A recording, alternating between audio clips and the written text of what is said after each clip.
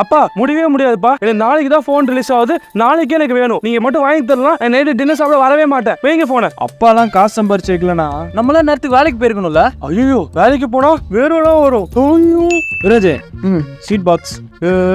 எதுக்குடா sweet box? புதுசா வேலைக்கு ஜாயின் பண்ணிருக்கேன்டா.